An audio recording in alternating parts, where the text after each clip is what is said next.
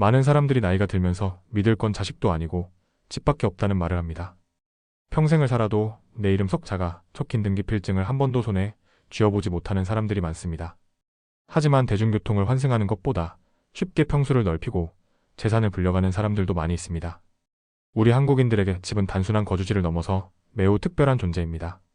내 집을 가졌다는 것은 그 자체로 성공과 안정의 상징이자 재산을 더욱 늘려갈 수 있는 기회를 가졌다는 것을 의미합니다.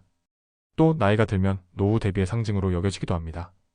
하지만 고도 성장기를 지나 저출산 문제에 직면한 대한민국에서는 부동산의 불패? 신화가 이제 더 이상 지속되지 않을 것이라는 전망도 점점 더 많아지고 있습니다. 그렇다면 노후에 살 집을 어떻게 선택해야 할까요? 잘못된 선택으로 집값이 떨어지거나 적절한 대비가 되지 않은 상태에서 집에만 의존하다 보면 삶의 질까지 떨어질 수 있습니다. 오늘은 나이가 들어서 노후에 어떤 집에서 거주하는 것이 현명한 선택일지 함께 고민해 보겠습니다. 먼저 노후에는 절대 눈길조차 주면 안 되는 집이 있습니다. 바로 무리한 대출을 받으면서까지 평수를 넓이려는 선택입니다.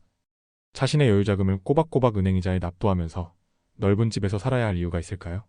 노후에 월급이나 수입이 정기적으로 들어온다고 해도 대출금리가 비싸면 그 자체로 큰 부담이 됩니다. 실제로 100% 자신이 가진 자금으로 평수를 넓이는 경우라 하더라도 노후에 집 크기를 키우는 것은 다시 한번 생각해 보아야 할 문제입니다.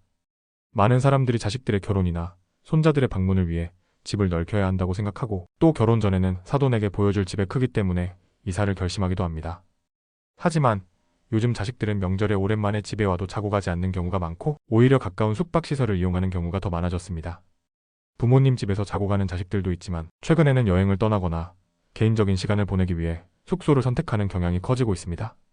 시대가 많이 변했습니다. 따라서 자식들이 자주 집에 오지 않는다는 이유로 과도하게 빚을 내어 집 크기를 늘리는 것은 신중히 고려해야 합니다. 오히려 나이가 들어서 평수는 적당하고 유지비용이 부담되지 않는 집을 선택하는 것이 더 현명한 선택일 수 있습니다. 다른 사람들이 집을 사고 팔아서 큰 돈을 벌었다는 말을 듣고 뒤늦게 대출을 받아 집을 사는 경우가 많습니다. 하지만 이렇게 대출을 받아 집을 사면 나중에 시세 차익을 기대할 수 없는 상황이 올 수 있습니다. 집값이 떨어졌을 때 가지고 있는 집 한 채로는 노후 자금을 마련하는 데 큰 어려움이 따를 수 있습니다. 이런 경우 집값이 떨어진 상태에서 대출금 이자까지 갚아야 하므로 심각한 경제적 부담을 겪게 됩니다. 또한 전원주택을 선호하는 사람들이 많습니다. 실제로 친구 중에도 퇴직 후 전원주택을 지어서 살고자 하는 사람도 있었는데 그가 전원주택을 지으려는 이유는 자식들과의 거리를 두고 조용한 삶을 원하는 것이었습니다. 하지만 저는 그에게 전원주택 생활이 그렇게 단순하지 않다고 조언했습니다. 전원주택은 생각보다 많은 관리와 추가 비용이 들기 때문에 신중해야 합니다. 특히 시골에서의 삶은 체력적으로 부담이 될 수 있으며 겨울철에는 난방비가 많이 들고 도시에 비해 병원이나 상점이 멀어져 불편함이 커질 수 있습니다. 만약 전원주택을 짓기로 결심한다면 그곳에서의 생활이 실제로 어떤지 미리 경험해보고 결정을 내리는 것이 중요합니다. 전원주택이 아닌 도심 속 아파트나 역세권에 가까운 집이 노후에 더 적합할 수 있습니다. 특히 자식들이 자주 방문할 수 있는 위치에 집을 두면 그들의 방문도 편리하고 생활에 필요한 시설들이 근처에 있어 더욱 편리합니다. 그래서 돈을 들여 너무 큰 집을 짓기보다는 적당한 크기의 집을 계획하고 실제로 살면서 부족한 부분을 채워가는 방식이 좋습니다. 노후에는 자식이나 가족에게 의지하지 않고 내 스스로가 편안하게 살 수 있는 환경을 만드는 것이 중요합니다. 결국 나이가 들어서는 집이 단순한 거주지 이상의 의미를 갖게 됩니다. 집을 선택할 때에는 내 삶의 질을 높이고 재정적인 안정성도 고려해야 합니다. 그 선택이 잘못되면 나중에 후회하는 일이 생길 수 있기 때문에 신중하고 계획적으로 선택해야 할 것입니다. 제가 아는 지인 중 한 분은 전원 생활을 시작했지만 2년도 채 되지 않아 결국 시골 생활을 접고 도시로 돌아왔습니다. 그분은 전원주택을 짓고 조용한 시골에서의 삶을 꿈꾸었지만 현실은 생각만큼 녹록지 않았습니다. 처음에는 집성촌에서 새로운 삶을 시작하면서 자연 속에서의 평화로운 삶을 기대했지만 마을 사람들의 행동에 점차 불편함을 느끼게 되었습니다. 그 마을은 꽤나 복잡한 구조였다고 합니다. 이장님, 부녀회장님, 심지어 작은 직책들이 너무 많아서 마을에서 일어나는 모든 일을 관리하는 데 힘겨웠다고 합니다. 작은 마을에서는 예상치 못한 일들이 자주 발생했는데 예를 들어 공사 차량이 지나가지 못하게 각종 장애물을 놓는 일이 일상이었고 나이 많은 주민들이 유없이 쌍욕을 하는 일도 종종 있었습니다. 또한 마을의 발전 기금을 위해서 계속해서 찬조를 요구하는 상황도 있었다고 합니다. 이러한 환경에서 지내는 것이 점점 더 고통스러워졌고 결국엔 마을 사람들의 협박과 방해로 집과 땅을 팔려고 해도 거래가 제대로 이루어지지 않았다고 합니다. 그분은 공기 좋다고 들어갔는데 결국 우울증까지 오고 말았다며 시골 생활을 그만두고 다시 도시로 돌아오게 되었다고 말했습니다. 시골에서 떠날 때는 난 자연인이다. 라고 외치며 떠났던 그분도 결국 도시에 돌아와서는 시골 사람들은 너무 무서워 도시에서 편하게 살고 문화생활을 즐기는 게 너무 좋다는 말을 했습니다. 그분은 이제 시골에서 집을 살 때는 절대 먼저 땅을 사지 말라는 조언을 남겼습니다. 1년 정도 월세를 살면서 동네 분위기를 잘 살펴보고 결정하는 게 중요하다고 강조했죠. 시골에서의 삶은 그야말로 예기치 못한 일들이 많고 특히 이장님이나 부녀회장님처럼 직책을 맡고 있는 사람들이나 마을 사람들이 생각보다 무서운 존재일 수 있다는 얘기도 덧붙였습니다. 친구는 이어서 시골 생활은 나 같은 게으른 사람에게는 맞지 않아. 매일 풀 뽑고 해야 하는 일들이 너무 많아라며 조언을 해주었습니다. 물론 전원 생활이 잘 맞아서 정말 행복하게 사는 분들도 많겠지만 생각보다 현실적인 문제들이 많다는 점을 다시 한번 깨닫게 되었습니다. 나이가 들면 노후 생활을 계획할 때 정말 많은 것을 고려해야 하고 남들과 비교하거나 다른 사람들의 시선에 신경 쓸 필요는 없다는 것을 친구는 강조했습니다.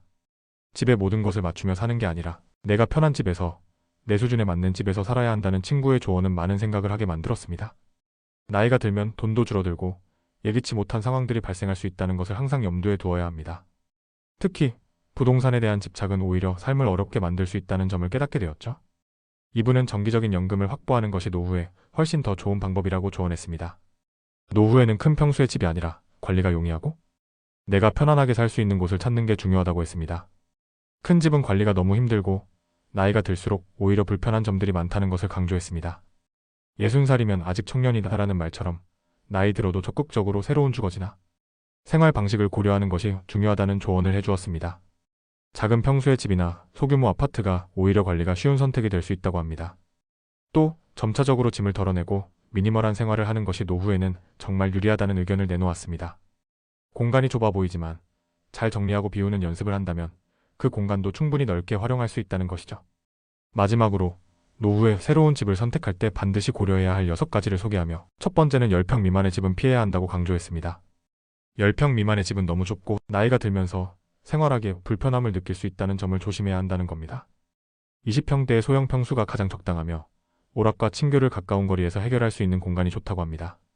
또 복지관 근처에 살면 교육과 돌봄을 받을 수 있어 매우 유리하다고 조언했으며 나이가 들면 이런 서비스를 받을 수 있는 장소가 중요해진다는 점을 언급했습니다.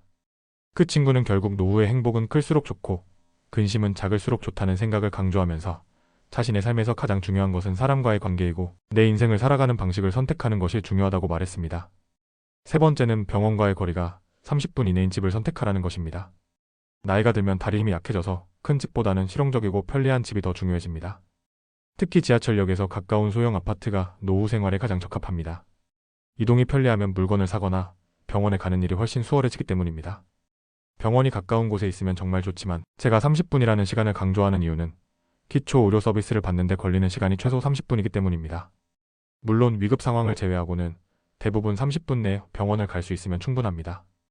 요즘 의료시설이 잘 되어 있어 지방 몇몇 지역을 제외하고는 대부분의 병원이 30분 이내에 위치합니다. 노후의 집을 선택할 때 병원이 우선순위가 되어야 합니다. 중년이 지나면서 건강 문제는 점점 더 중요해지기 때문에 아무리 건강을 잘 관리해도 70대 이상이 되면 병원을 자주 가게 됩니다. 가벼운 병은 가까운 병원에서 치료할 수 있지만 중병이나 장기적인 질환이 생기면 대형 병원을 자주 이용할 수밖에 없습니다. 그러므로 질병에 대해 관리할 수 있는 병원이 30분 이내에 있는 곳이 가장 이상적입니다. 한적한 곳에 살면서 자연을 즐기고 싶은 사람도 많지만 나이가 들수록 병원과 가까운 곳에서 생활하는 것이 더 중요합니다. 일본의 초고령 사회에서 고독사 문제를 해결한 한 아파트 단지가 있습니다. 이 아파트 단지에서는 12년 동안 고독사가 한 건도 발생하지 않았고 주민들이 자발적으로 만든 소모임이 180개나 됩니다. 이 아파트 단지에는 다양한 행사가 연중 내내 열리고 주민들이 서로 돕고 지내는 문화가 잘 자리 잡혀 있습니다. 이 사례를 보면 나이가 들수록 주변 사람들과 교류하고 서로 챙길 수 있는 환경이 중요하다는 것을 알 수 있습니다. 그래서 한적한 전원주택보다는 사람들이 모여 서로 도울 수 있는 곳에서 사는 것이 훨씬 좋습니다. 만약 전원 생활을 원하신다면 큰 돈을 들여 전원주택을 구매하기보다는 월세로 먼저 살아보는 것이 좋습니다. 노후 전문가들도 이 방법을 추천하고 있습니다. 전원 생활을 해보면서 도시 생활이 그리워지면 필요할 때 도시로 돌아오는 것이 더 합리적입니다. 네 번째는 자녀와 함께 살지 않으려면 근처에 집을 사는 것입니다. 부모와 자녀가 함께 살게 되면 주거비나 식비 부담이 줄어들고 외로움도 조금 해소될 수 있습니다. 그러나 사위나 며느리와의 관계에서 오는 스트레스도 있을 수 있습니다. 그래서 자녀와 함께 살고자 한다면 물리적으로 함께 살기보다는 근처에 사는 것이 가장 이상적입니다. 손주가 어릴 때는 돌보거나 성장을 지켜보며 삶의 활력을 얻을 수 있습니다. 자녀와 가까운 거리를 두고 살면 서로 간의 스트레스를 줄이면서도 유대감을 유지할 수 있습니다. 다섯 번째는 근처에 공원이나 산책로가 있는 집을 선택하라는 것입니다. 65세 이상의 시니어들이 야외 활동에 참여하는 비율이 증가하고 있는데 노년기에는 여유 시간을 활용해 산책이나 가벼운 운동을 하는 것이 매우 중요합니다. 가까운 공원이나 산책로가 있으면 신체 활력을 증진할 수 있을 뿐만 아니라 심혈관 건강에도 도움을 줍니다. 또한 노인 우울증 예방에도 좋은 영향을 미칩니다. 여섯 번째는 노후에는 따로 집을 마련하는 것입니다. 노후에는 집을 유지하는 것이 부담이 될 수 있습니다. 재산세와 관리비, 집 수리 등 여러 가지 유지 비용이 발생하기 때문에 노후에 집을 매매할 때 얼마나 받을 수 있는지 미리 파악하는 것이 중요합니다. 집을 팔고 나서 돌봄시설이나 병원비를 충당할 수 있는지 고려해야 합니다. 또한 집이 너무 크고 관리하기 어려운 경우 노후에 맞는 집으로 이사하는 것이 좋습니다. 넓은 집은 청소가 힘들고 잡동사니가 쌓이기 쉽습니다. 따라서 노후에는 집을 좁혀 자녀들이 독립하면 필요한 만큼만 남길 수 있도록 준비해야 합니다. 큰 집은 나이가 들면 불편하고 경제적으로 부담이 될 수 있기 때문에 작은 집으로 이사하는 것이 좋습니다. 결국 노후에 집을 선택할 때 중요한 점은 내 건강과 생활 패턴에 맞는 집을 선택하는 것입니다. 나이가 들면 체력과 기력이 떨어지므로 주거지 선택에서부터 각종 생활 편의시설, 의료시설의 접근성까지 고려해야 합니다.